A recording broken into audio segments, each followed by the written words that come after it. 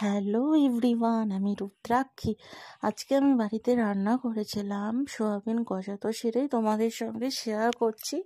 তো প্রথমে পেঁয়াজ লঙ্কা একদম ছোট ছোট করে কেটে নিয়েছি, আর আলুও কেটে নিয়েছি, আর এখানে আদা রসুন লঙ্কা আর অল্প একটুখানি পেঁয়াজ নিয়েছি, এটা ব্লেন্ডারে ব্লেন্ড করে নিয়েছি। তো দেখো এরকম টাইপের করে নিয়েছি, একদম খুব একটা মিহি না করলেও হবে। তারপরে কড়াইতে তেল দিয়ে গোটা জিরে আর দুটো তেজপাতা ফোড়ন দিয়ে তার মধ্যে আলুগুলো দিয়ে আলুতে নুন আর হলুদ পরিমাণ মতন দিয়ে দিয়েছি। দিয়ে এবার এটাকে ভালো মতন করে ভেজে নেব।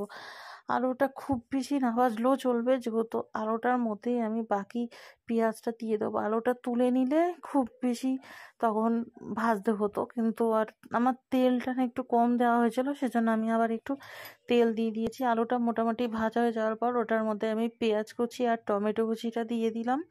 দিয়ে এবার এটাকে ভালো মতন করে ভেজে নেব। পেঁয়াজটা একটু ভালো মতো লাল লাল মতন ভাজা হয়ে যাবে যখন, তখন বাকি মশলা দেব।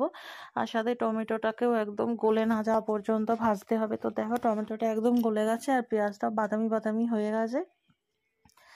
তো আমার ভাজাটা হয়ে গেছে। এবার এটার মধ্যে আমি যে ব্লেন্ড করে নিয়েছিলাম মশলাটা, আদা রসুন বাটা, লঙ্কা বাটা আর অল্প একটু পেঁয়াজ বাটা, তো একসাথে করে এবার মশলাটা কষিয়ে নেব।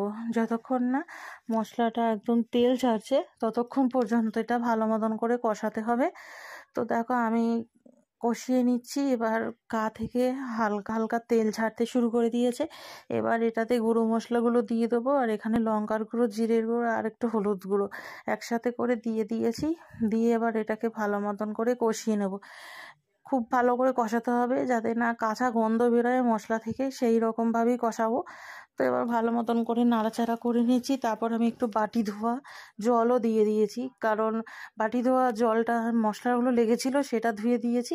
দিয়ে একদম তেল ছাড়বে, যতক্ষণ না তেল ছাড়ছে ততক্ষণ ধরে নাড়াচাড়া করব। তো দেখো সাইড থেকে কিন্তু তেল বেরোতে শুরু করে দিয়েছে, মানে মশলাটা কষানো আমার হয়ে গেছে।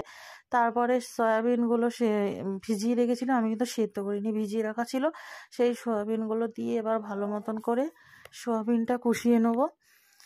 সয়াবিনটা দিয়ে এবার আলু পেঁয়াজে মশলাটার সাথে ভালো মতন করে কষাবো যতক্ষণ না সয়াবিনগুলো একটু ভাজা ভাজা হচ্ছে। তো সয়াবিনটা মোটামুটি কষানো আমার হয়ে গেছে। এবার এটাতে একটু নাড়াচাড়া করে নিচ্ছি। এবার এটাতে আমি জল দিয়ে দেবো পরিমাণ মতন, কারণ সেদ্ধ হবে সয়াবিন এবং আলু একসাথে সেদ্ধ হবে, সেই মতনই জল দিয়েছি। তো জলটা দিয়ে এবার ভালো মতন করে খুন্তি দিয়ে কড়াইয়ের গায়ে যত মশলা লেগেছিল সব কিছু একদম মিডিলে আনলাম। তো ফুটে ঝোলটা যখন কমে গেছে এটাতে একটু পরিমাণ মতন ঘি দিয়ে দিয়েছি। ঘি দিলে খেতে বেশ ভালো লাগে সয়াবিনটায়। তো ঘি দিয়ে একটু নাড়াচাড়া করে দিলাম। নাড়াচাড়া করে দিয়ে কিছুক্ষণ ফোটার পর এবার এটার মধ্যে আমি গরম মশলার গুঁড়ো দেব।